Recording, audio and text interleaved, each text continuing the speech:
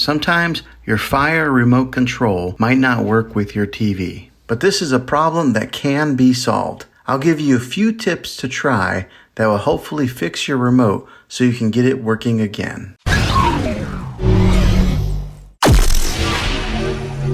Okay, the first thing that you're going to want to try is to remove the batteries from the remote control completely. Then go over to your TV and unplug the TV from the wall outlet and wait 60 seconds. Now don't be impatient here, wait the whole 60 seconds. That is what we call a hard reset of your TV.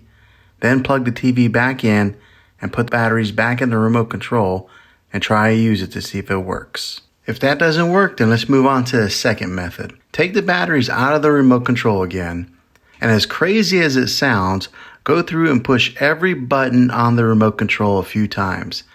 Sometimes dirt and dust get built up in these buttons, and in doing this, it helps to free up the buttons in case they get stuck or cause a remote to malfunction. If that doesn't work, then let's try this third thing, and that's to replace the batteries for a fresh set of new ones.